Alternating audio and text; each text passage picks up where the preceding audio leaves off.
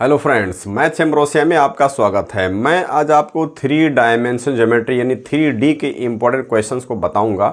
इसके पहले मैंने इंटीग्रेशन और डिफरेंशिएशन के इम्पोर्टेंट क्वेश्चंस को बता दिया है।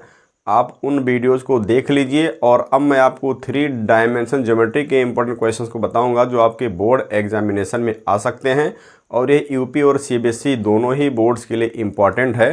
तो आइए देखते हैं 3 डायमेंशनल ज्योमेट्री इन 3DG के इम्पोर्टेंट क्वेश्चंस को। तो पहला इम्पोर्टेंट क्वेश्चन है, the Cartesian equation of a line is this, x - 5/3 equal y + 4/7 equal z - 6/2, right it's vector form. यहाँ पर ये एक इक्वेशन ऑफ लाइन है जो कि कार्टेशियन फॉर्म में है। इसका वेक्टर फॉर्म हमको फाइंड आउट करना है। तो सबसे पहले आप 2-3 बात इसमें समझ लीजिए कि किसी भी लाइन का जो वेक्टर इक्वेशन और कार्टेशियन इक्वेशन होता है वो क्या होता है। मान लीजिए कि कोई एक पॉइंट गिवन है, x1 y1 z1, ये एक पॉइंट गिवन है और एक लाइन है जो इस पॉइंट से पास हो रही है। इस पॉइंट से लाइन पास हो रही है, पॉइंट है, इस पॉइंट से ये लाइन पास हो रही है और ये लाइन है, इस पॉइंट से लाइन पास हो रही है और एक वेक्टर यहाँ पर b होता है, एक वेक्टर यहाँ पर b होता है और इस वेक्टर को अगर हम देखें तो ai + bj + ck के फॉर्मेट में होता है। मीन्स abc, यहाँ पर abc जो होता है इस वेक्टर या इस लाइन का डायरेक्शन रेशियो होता है।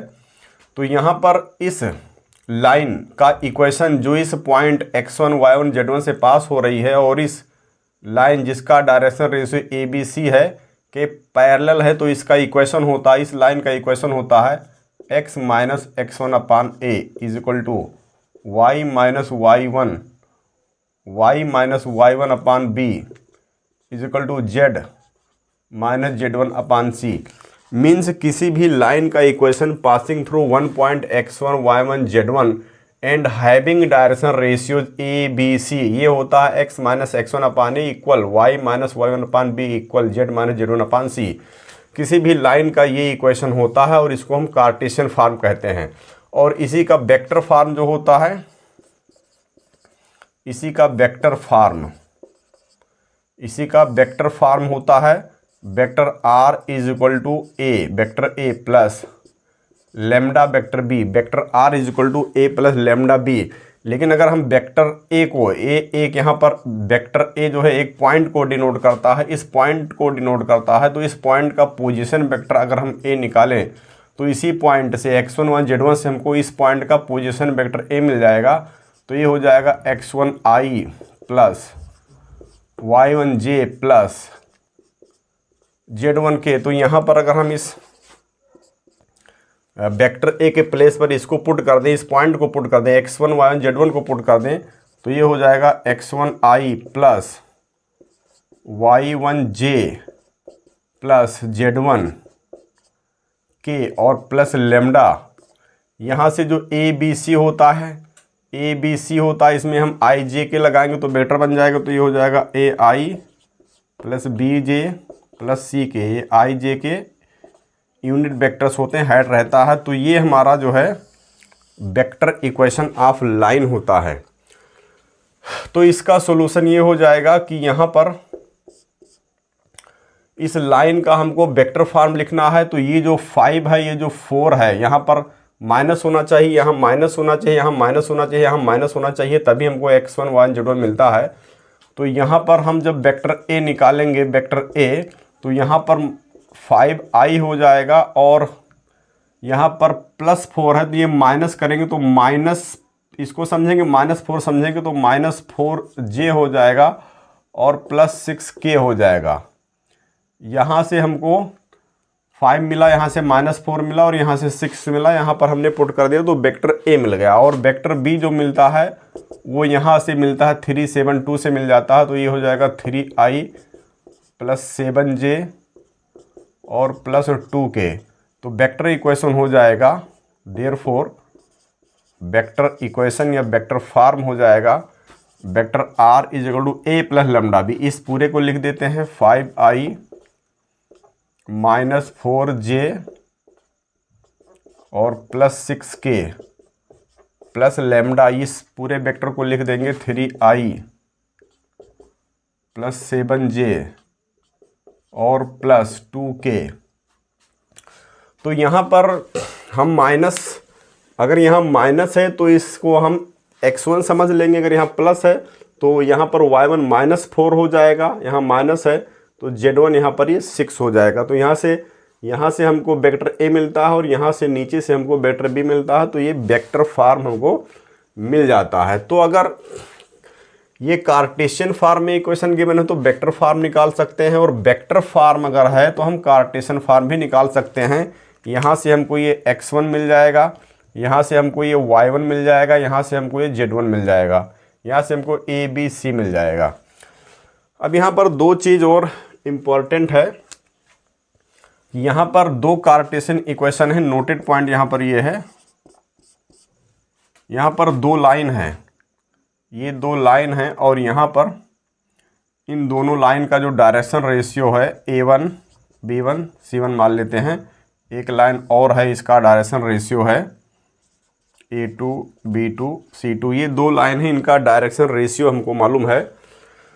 तो इन दोनों लाइन का अगर हम इक्वेशन देखें, अगर ये जो है पॉइंट, ये line point x1 y1 z1 से पास हो रही है, और ये जो लाइन है पॉइंट x2 y2 z2 से पास हो रही है। तो इस लाइन का इक्वेशन हो जाएगा x माइनस x1 अपान a1 इक्वल हो जाएगा y माइनस y1 अपान b1 इक्वल हो जाएगा z माइनस z1 अपान c1।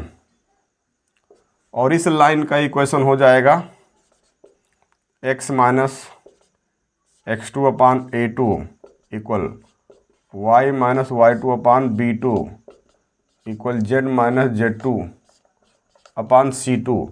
ये दोनों लाइन का इक्वेशन हमको मिल जाएगा। तो दोनों लाइन ये जो है परपेंडिकुलर अगर हैं, ये दोनों लाइन परपेंडिकुलर हैं,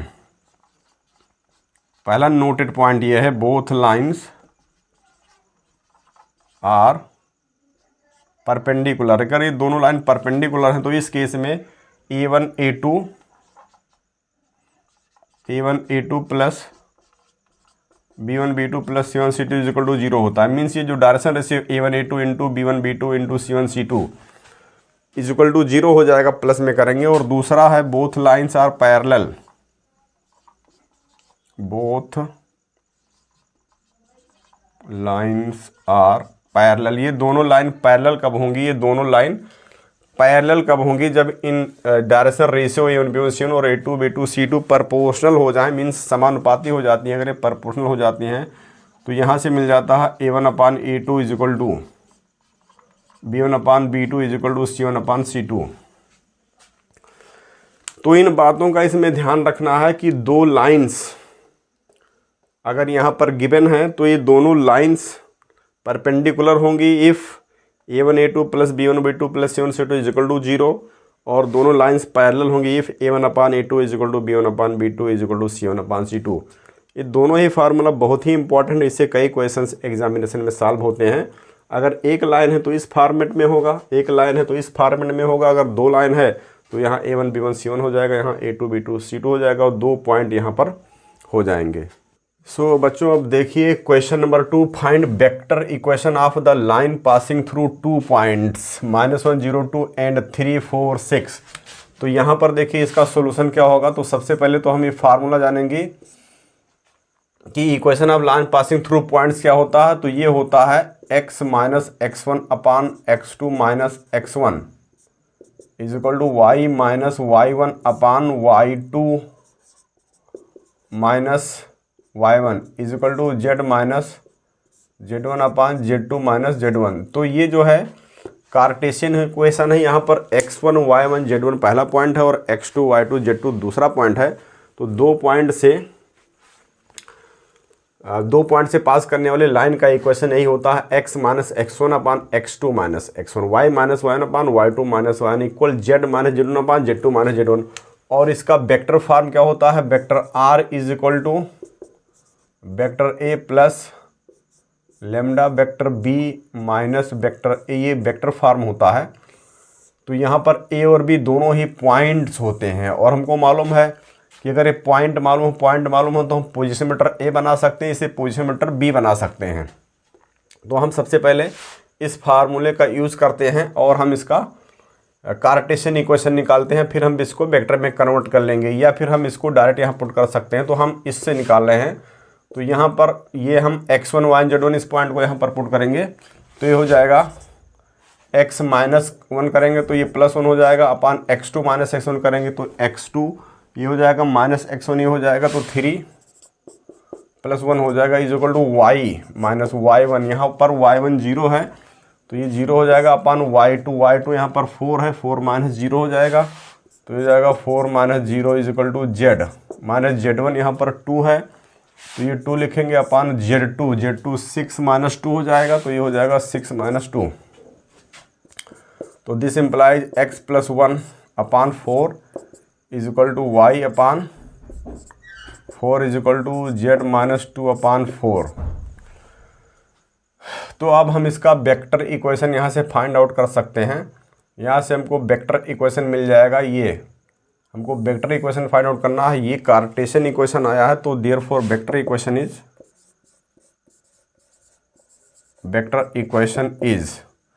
तो वेक्टर इक्वेशन में vector r is equal to हम क्या लिखते हैं, vector r is equal to a plus lambda B. तो हमको यहाँ से a मिलता है तो ये हो जाएगा, यहाँ से हमको -1 मिलेगा तो ये हो जाएगा माइनस i प्लस यहाँ पर 0 है, y1 यहाँ पर 0 है तो प्लस 0j हो जाएगा और यहाँ पर प्लस 2k हो जाएगा और प्लस लेमडा।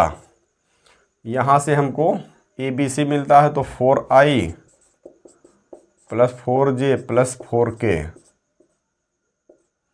तो अब हम चाहें तो यहाँ से 4 कॉमन कर सकते हैं तो vector r is equal to मिलेगा हमको माइनस i प्लस 0j ख़त्म हो जाएगा प्लस 2k, यहाँ पर कैप सब जगह लगा हुआ है और प्लस 4 कॉमन करेंगे तो 4 लेमडा आएगा और यहाँ i प्लस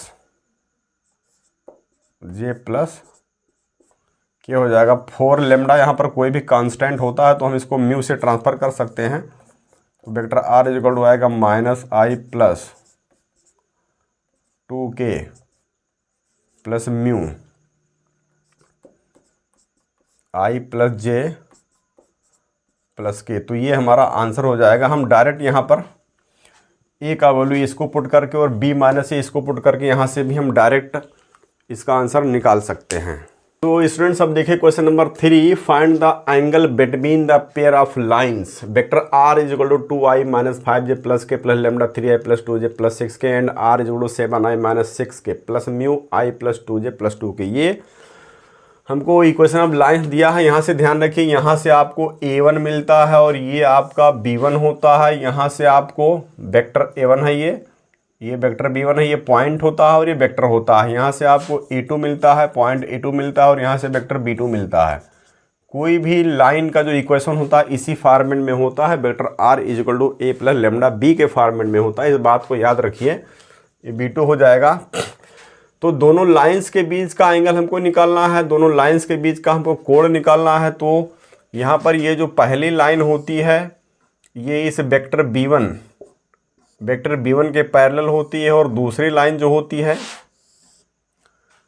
ये वेक्टर b2 के पैरेलल होती है, वेक्टर b2 के पैरेलल होती है। तो इस बात को याद रखिए, जब भी हमको दोनों लाइंस के बीच का एंगल निकालना है तो इसका मतलब होता है कि हमको b1 और b2 के बीच का एंगल निकालना है। तो दो वेक्टर के बीच के एंगल का फार्मूला होता है cos theta is equal to vector b1 dot vector b2 upon mod b1 mod b2 और एंगल हम एक्यूट एंगल लेते हैं, न्यून कोण लेते हैं तो ये मॉडुलस लगा देते हैं। तो यहाँ से हम b1 डॉट b2 निकालेंगे तो हमको मालूम है कि जब हम डॉट प्रोडक्ट निकालते हैं b1 ये वेक्टर है, b2 ये वेक्टर, इसका डॉट प्रोडक्ट निकालेंगे तो i डॉट i 1 होता है।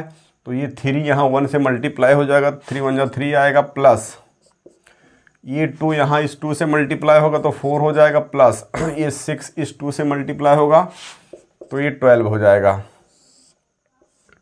अपान यहाँ पर अंडर रूट मॉड बी, क्या मॉड b1 है तो मॉड बी इसका मॉड हो जाता है, तो अंडर रूट ए स्क्वायर यानी 3 3 9 बी स्क्वायर 2 का स्क्वायर 4 हो जाएगा और प्लस 6 का स्क्वायर तो ये 36 हो जाएगा। और इनटू में अंडर रूट यहाँ 1 का स्क्वायर 1 हो जाएगा, प्लस 2 का स्क्वायर 4 हो जाएगा और प्लस वहाँ भी 2 का स्क्वायर 4 हो जाएगा। तो ये हमको मिल गया इसका वैल्यू, तो ये हो जाएगा 12 4 16, 16 3 19 और यहाँ पर अंडर रूट में आ जाएगा 36 49 49 यहाँ आया और यहाँ इनटू में 9 आ गया, तो यह आ जाएगा 19 अपान ये 7 हो गया और इनटू ये 3 हो गया।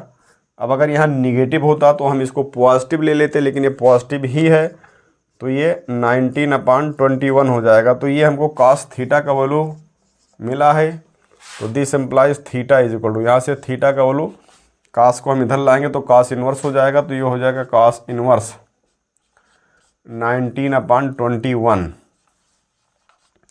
और यही हमारा आंसर हो जाएगा। सो बच्चों अब देखिए क्वेश्चन नंबर 4।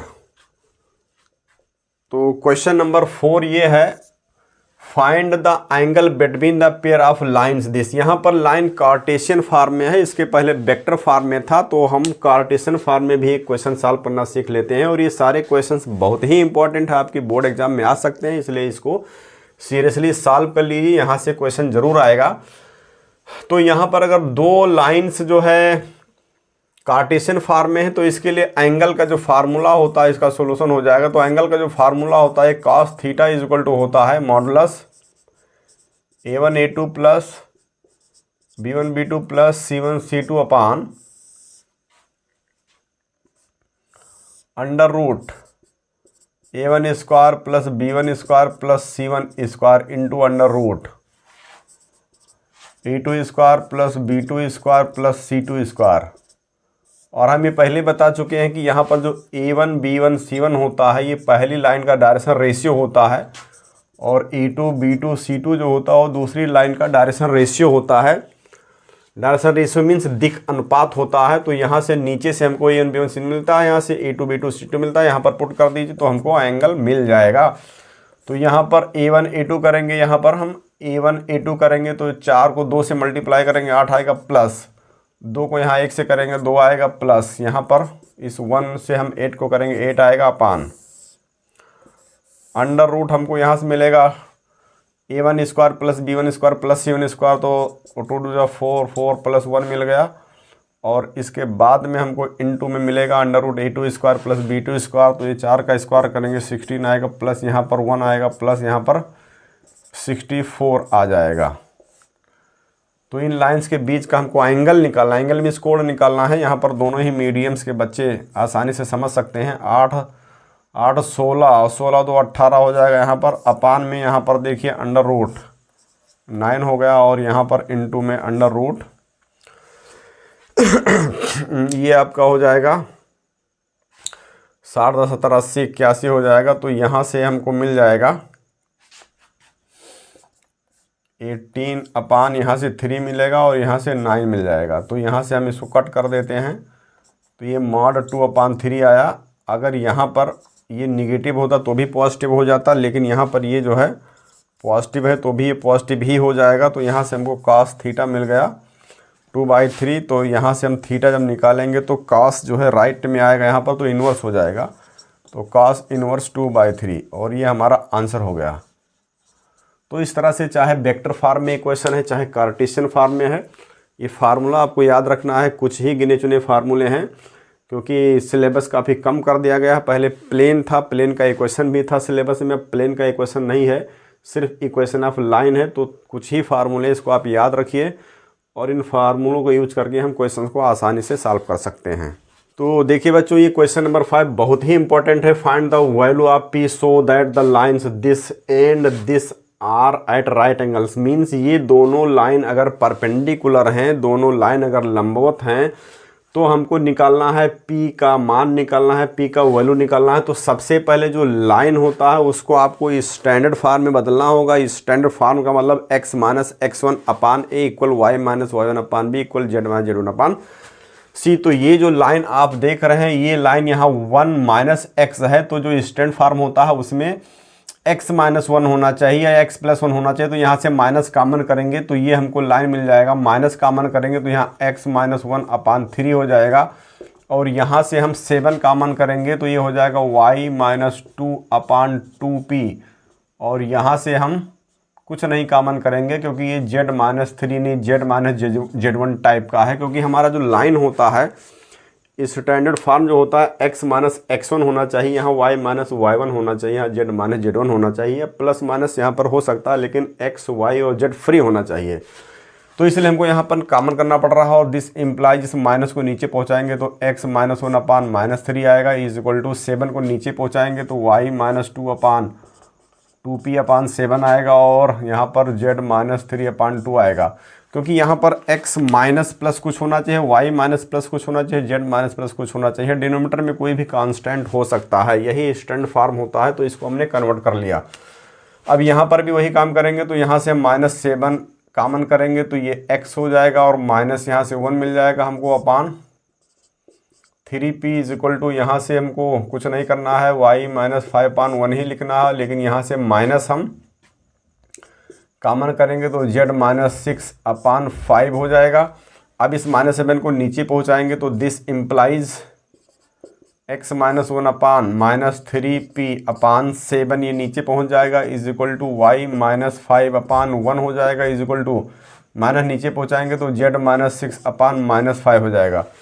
तो अब यहाँ पर ये हमारा फर्स्ट इक्वेशन है और ये हमारा सेकंड इक्वेशन। तो फर्स्ट इक्वेशन से हमको direction ratio a1 b1 c1 मिलता है, यहाँ पर a1 b1 c1 मिलता है हमारा ये, और सेकंड ये 2 है, और सेकंड इक्वेशन से हमारा यहाँ पर a2 b2 c2 मिल जाता है। और यहाँ पर लाइंस जो है राइट एंगल पर है यानी परपेंडिकुलर है, तो हम यहाँ पर लिखेंगे since lines are perpendicular means at right angle means perpendicular, therefore perpendicular जब दो लाइंस होते हैं तो हमने एक फार्मूला बताया था स्टार्टिंग में, a1 a2 plus b1 b2 plus c1 c2 is equal to 0 होता है। तो a1 यहाँ पर ये है आपका, a1 यहाँ पर माइनस 3 है, और इंटू a2 यहाँ पर ये माइनस 3p अपान 7 है, b1 यहाँ पर 2p अपान 7 है, और b2 यहाँ पर 1 है, और प्लस c1 यहाँ पर 2 है, और इंटू c2 में माइनस 5 है इज इक्वल टू 0। तो ये माइनस माइनस प्लस हो जाएगा, 9p अपान 7 आया, प्लस ये 2p अपान 7 हो जाएगा, और ये माइनस 5 टू 10 हो जाएगा इज इक्वल टू 0 हो जाएगा। तो ये ऐड कर लीजिए, 11p अपान 7 माइनस 10 को उधर ले जाएंगे और 10 हो जाएगा। तो यहाँ से क्रॉस मल्टीप्लाई करेंगे तो 11p इज इक्वल टू मिल जाएगा हमको, 11p इज इक्वल टू मिल जाएगा 70, देयरफॉर तो यहाँ से p मिल जाएगा 70 अपान 11, और यही हमारा आंसर हो जाएगा। हमको p का वैल्यू फाइंड आउट करना था, तो p का वैल्यू हमको मिल गई, हमारा आंसर हो गया। बहुत ही इंपॉर्टेंट क्वेश्चन है, बोर्ड एग्जाम में आ सकता है। बच्चों अब देखिए question number 6, find the shortest distance between school lines this and this. इन दोनों लाइन्स, इन दोनों स्कूल लाइन्स के बीच का हमको शॉर्टेस्ट डिस्टेंस फाइंड आउट करना है। स्क्यू लाइन्स क्या होता है कि स्क्यू लाइन्स ना तो इंटरसेक्टिंग होती है और ना ही को प्लेनर होती है। मीन्स ये दोनों लाइन्स ना तो एक प्लेन में लाई करेंगी और ना ही इंटरसेक्टिंग होंगी। ये दोनों लाइन्स इस टाइप की होती हैं, इस टाइप की होती है। एक लाइन ऐसे जा रही है, दूसरी लाइन ऐसे जा रही है, तो ना तो ये कभी इंटरसेक्ट करेगी और ना ही ये को प्लेनर होगी, एक प्लेन पर भी लाई नहीं करती हैं। तो इनके बीच का शॉर्टेस्ट डिस्टेंस निकालना मीन्स एक ऐसी लाइन जो इस पर भी परपेंडिकुलर हो और इस पर भी परपेंडिकुलर हो, ये डिस्टेंस शॉर्टेस्ट डिस्टेंस होता है। तो इस डिस्टेंस को निकालने के लिए हमारे पास जो फार्मूला है वो ये होता है कि shortest distance is equal to होता है, shortest distance is equal to होता है modulus vector e2 minus a1 dot b1 cross b2 upon mod B1 cross B2। Shortest distance निकालने का ये फार्मूला आप याद रखिए। यहाँ पर मॉडुलस इसलिए लगाया गया क्योंकि डिस्टेंस पॉजिटिव आना चाहिए। तो यहाँ पर शॉर्टेस्ट डिस्टेंस का ये फार्मूला होता है, हिंदी में न्यूनतम दूरी कहते हैं, शॉर्टेस्ट डिस्टेंस। तो यहाँ पर फार्मूला है A2 माइनस A1 डॉट, ये डॉट है, यहाँ पर ये डॉट प्रोडक्ट है, A2 minus A1 dot B1 cross B2 upon mod B1 cross B2। तो ये जो है शॉर्टेस्ट डिस्टेंस का फार्मूला है। तो यहाँ पर हमको ये देखना है A1 क्या है, A2 क्या है, B1 क्या है, B2 क्या है। तो इस फार्मूले में पुट करके हम इसका वैल्यू आसानी से निकाल सकते हैं। तो यहाँ से A1 वेक्टर निकाल लेते हैं। ये जो फर्स्ट लाइन है यहाँ से हमको वेक्टर A1 मिल जाएगा। A1 कैसे मिलता है, A1 हमको यहाँ से मिलता है, ये जो यहाँ पर 1 1 और 1 है, अगर यहाँ माइनस समझ लें, माइनस समझ लें, माइनस समझ लें, तो यहाँ से 1 1 1 हमको मिल जाएगा। तो ये पॉइंट को डिनोट करता है। तो यहाँ से हम इसको आई जे के में लिख लेते हैं। तो ये हो जाएगा माइनस आई माइनस जे माइनस के, यहाँ से हमको A1 मिल गया। और A2 वेक्टर हमको यहाँ से मिल जाएगा, यहाँ से मिल जाएगा 3i प्लस 5j और प्लस 7k, क्योंकि यहाँ पर ऑलरेडी माइनस लगा हुआ तो सब प्लस में गया, यहाँ प्लस लगा था तो ये माइनस में आ गया है। और यहाँ से हमको वेक्टर B1 मिलेगा, यहाँ से वेक्टर B1 मिलेगा 7i minus 6j plus k, और यहाँ से वेक्टर B2 मिलेगा i माइनस 2j और प्लस के। तो दोनों इक्वेशन से हम A1 A2 B1 B2 निकाल लेते हैं। इसके बाद में हम सबसे पहले A2 माइनस A1 निकालेंगे। तो यहाँ से हम निकालेंगे A2 minus A1। A2 minus A1 vector में क्या करेंगे, इस A2 से इसको घटा देंगे, हम सब्ट्रैक्ट करेंगे। तो 3 में से इसको सब्ट्रैक्ट करेंगे तो ये आ जाएगा 4i, इसमें से इसको घटाएंगे तो प्लस 6j, इसमें से इसको घटाएंगे तो ये हो जाएगा प्लस 8k। और हम अब इसके बाद में B1 क्रॉस B2 निकालेंगे। तो हमको मालूम है कि B1 क्रॉस B2 ये जो क्रॉस प्रोडक्ट है वेक्टर में, ये एक डिटर्मिनेंट के इक्वल होता है। यहाँ I होता है, यहाँ J होता है, यहाँ K होता है, यहाँ I होता है, यहाँ J होता है, यहाँ K होता है। B1 क्रॉस B2 हम एक डिटर्मिनेंट बनाकर निकालते हैं। तो यहाँ पर I J के लिख दिया, B1 ये है तो 7 माइनस 6 1, यहाँ 7 माइनस 6 1 लिखेंगे, और फिर यहाँ 1 माइनस 2 1 लिखेंगे, 1 माइनस 2 1 लिखेंगे। अब हम यहाँ पर ये क्रॉस प्रोडक्ट सबसे पहले फाइंड आउट करेंगे। तो इस डिटरमिनेंट को हम एक्सपेंड करेंगे। तो यहाँ पर हम इस I को लिखेंगे, इस रो को, इस कॉलम को छोड़ेंगे, ये मल्टीप्लाई करेंगे, माइनस 6 आएगा और माइनस, तो ये प्लस 2 हो जाएगा। फिर प्लस के बाद माइनस j हो जाएगा, ये आपको डिटरमिनेंट बताया गया है। इसको छोड़ देंगे, इसको छोड़ देंगे, 7 1 मल्टीप्लाई करेंगे, 7 माइनस 1 आएगा और प्लस k आएगा। इसको छोड़ेंगे, इसको छोड़ेंगे, इसको मल्टीप्लाई करेंगे, माइनस 14 आएगा और माइनस में यहाँ पर प्लस 6 हो जाएगा। तो इस तरह से ये हो जाएगा माइनस 4i और ये माइनस 6j, और यहाँ पर हो जाएगा माइनस 14 प्लस 6 है तो माइनस 8k आ गया। तो यहाँ से हमको B1 क्रॉस B2 मिल गया। अब हमको इन दोनों वेक्टर का A2 minus A1 B1 cross B2 का यहाँ देखिए डॉट प्रोडक्ट है, तो डॉट प्रोडक्ट निकालना है। तो हम इसका डॉट प्रोडक्ट निकाल लेते हैं, और इसका हमको नीचे मॉडुलस भी निकालना है। तो हम इसका मॉडुलस भी निकाल ले हैं, पहले हम इसका मॉडुलस भी निकाल लेते हैं। मॉडुलस B1 क्रॉस B2, इसका मॉडुलस भी हम निकाल लेते हैं। तो 4 माइनस 4 का स्क्वायर करेंगे तो ये 16 हो जाएगा, प्लस इसका स्क्वायर करेंगे, प्लस इसका स्क्वायर करेंगे। हाँ, तो ये आपका हो जाएगा अंडर रूट, ये अंडर रूट हो जाएगा 64 6 70 300 116 हो जाएगा। अंडर रूट में 116 आ गया मॉड इसका। अब हम क्या करते हैं, यहाँ से therefore A2 minus A1 dot B1 cross B2 निकालेंगे। तो हमको मालूम है कि ये यहाँ पर ये वेक्टर हमारा A2 माइनस A1 है और B1 क्रॉस B2 हमारा ये आया है, B1 क्रॉस B2 हमारा ये आया है। तो अब यहाँ डॉट प्रोडक्ट का मतलब हम इसको मल्टीप्लाई करेंगे, डॉट में I डॉट I1 हो जाएगा, तो माइनस 4 का माइनस 4 से तो आएगा माइनस 16, और फिर -6 का -6 से तो -36 आएगा, और फिर +8 का -8 से तो ये हो जाएगा -64 हो जाएगा। अब और ये हमारा आ गया -116 आ गया। तो therefore shortest distance is equal to, ये फार्मूला लिखा हुआ तो ये ऊपर वाला वैल्यू हमको ये मिला है, तो मॉडुलस -116 मिला है, और अपान नीचे वाला वैल्यू हमको ये मिला है, इसका वैल्यू मॉडुलस हमको ये मिला है। तो ये √ में 116 आएगा, मॉडुलस लगा हुआ, मॉडुलस लगा हुआ तो ये निगेटिव वैल्यू पॉजिटिव हो जाएगा, तो ये जाएगा 116 अपान √116। अब हम ऊपर नीचे रूट से मल्टीप्लाई करेंगे, रूट दिस, या ऐसे भी समझ सकते हैं हम 116 को 116 लिख सकते हैं, और मल्टीप्लाई में √116 लिख सकते हैं अपान √116, इससे कैंसिल हो जाएगा।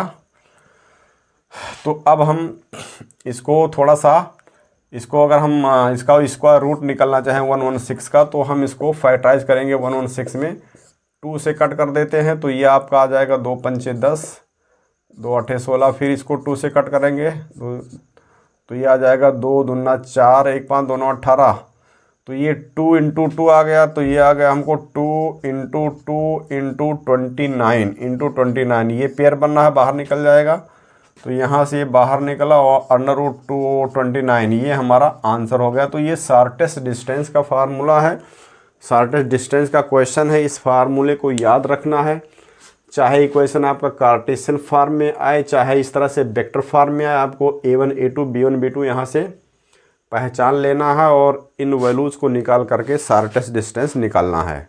सो बच्चों अब देखिए क्वेश्चन नंबर 7, ये भी इम्पोर्टेंट क्वेश्चन है। Find the distance between parallel lines this and this, ये दोनों लाइन पैरेलल से कैसे पता चलेगा।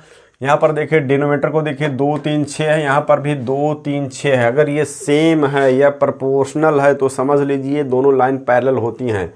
यहाँ पर ऊपर पॉइंट से कोई मतलब नहीं है, अगर नीचे ये जो A1 यहाँ पर है आपका A1 B1 C1 और A2 B2 C2 अगर ये सेम है या प्रोपोर्शनल तो दोनों लाइन पैरेलल होती हैं। तो यहाँ से हमको इसको सेम बनाना होता है, तो यहाँ पर सेम दिया हुआ है।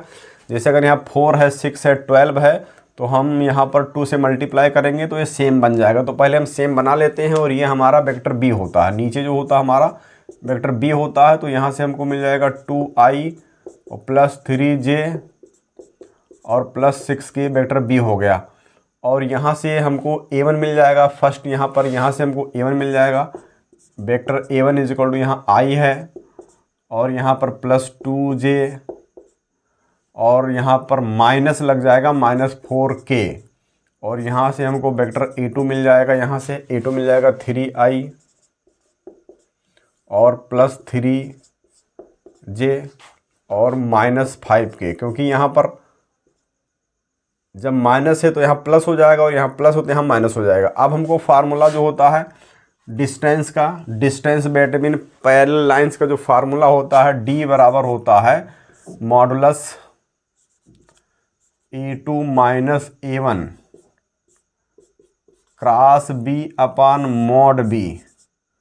शॉर्टेस्ट डिस्टेंस में क्या था, A2 - A1 dot B1 cross B2 अपान mod B1 क्रॉस B2। यहाँ पर क्या है, यहाँ क्रॉस लिखा हुआ है, A2 - A1 क्रॉस B अपान mod B।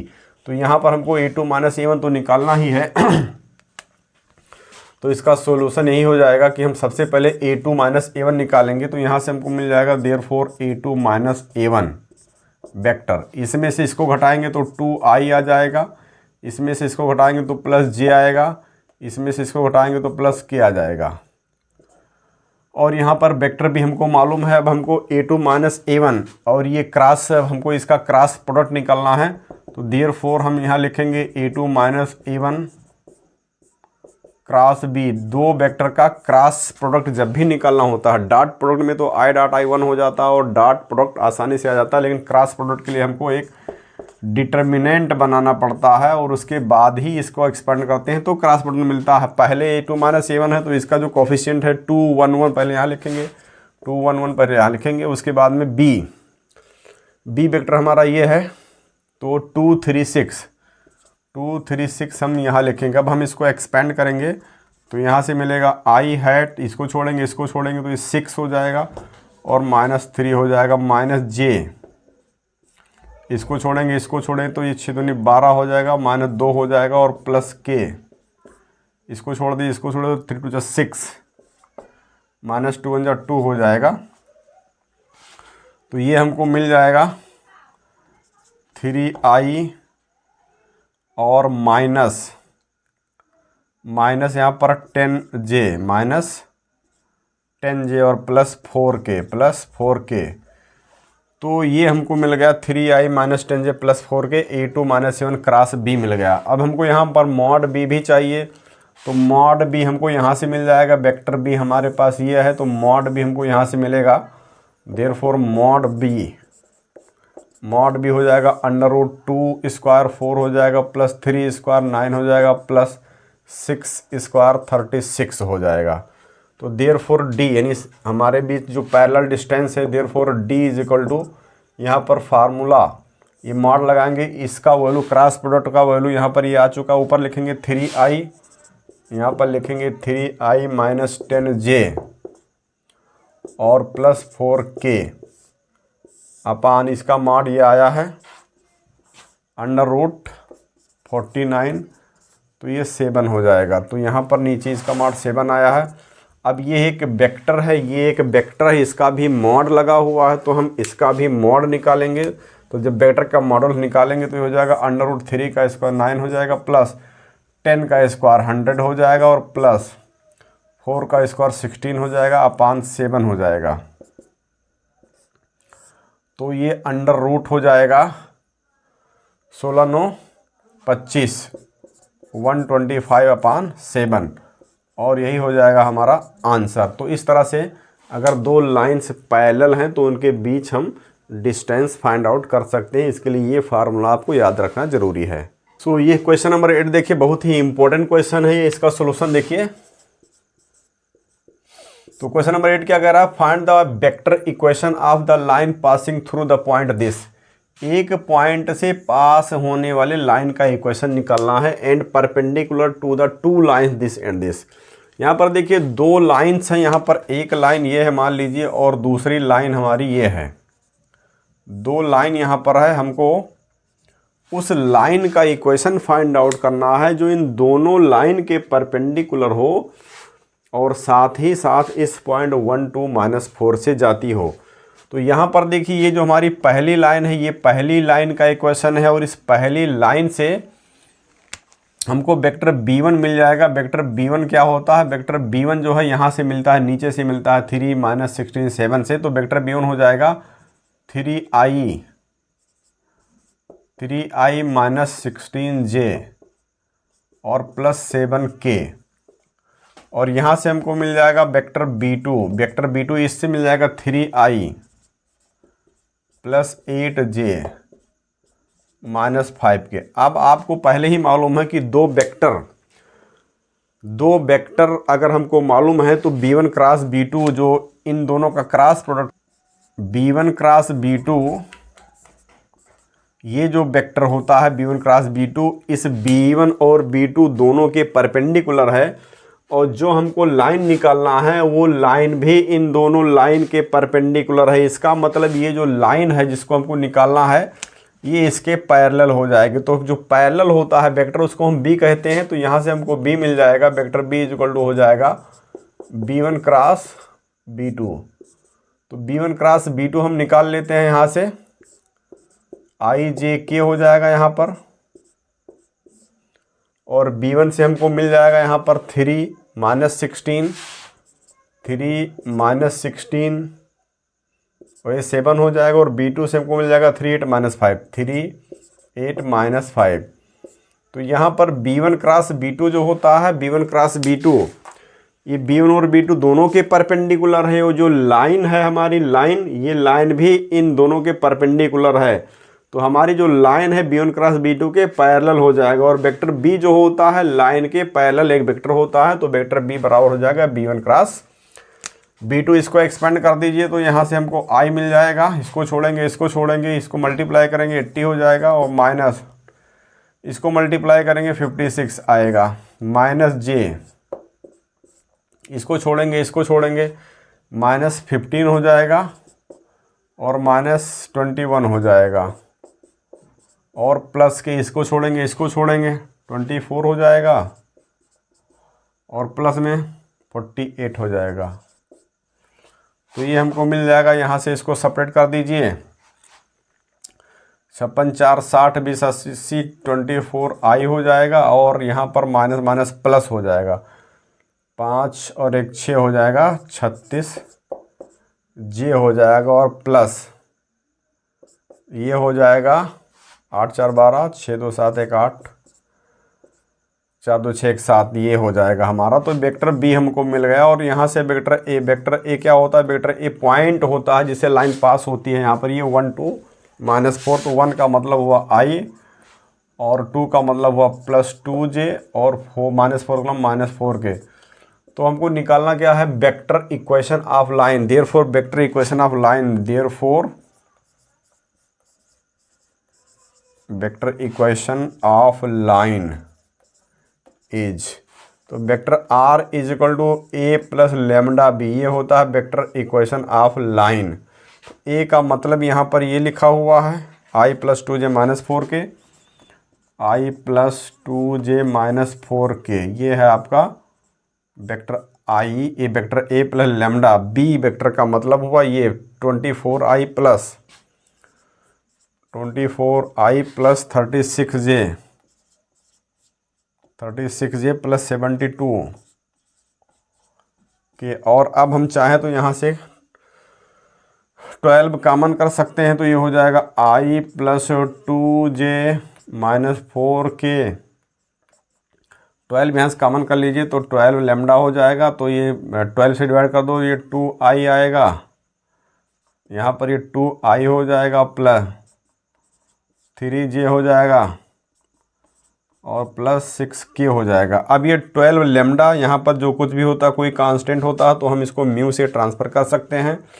तो ये हो जाएगा हमारा i + 2j, vector r is equal to i + 2j - 4k + mu. यहाँ पर म्यू लिख देते हैं हम, 2i + 3j + 6k। ये हमारा आंसर होगा। और ये एक बहुत ही इम्पॉर्टेंट क्वेश्चन है, इसको आप सॉल्व कर लीजिए। तो इस तरह से हमने जो है क्लास 12 के कुछ चैप्टर्स को बता दिया है, साथ ही साथ हमने जो है वीडियोस को बता दिया है, इंटीग्रेशन, डिफरेंशिएशन और ये 3 डायमेंशन ज्योमेट्री हो गई। इसके बाद हम प्रोबेबिलिटी और भी इम्पोर्टेंट चैप्टर्स के क्वेश्चंस को आपको बताएंगे जो बोर्ड एग्जाम में आ सकते हैं। तब तक आप देखते रहिए मैथ्स एम्ब्रोसिया।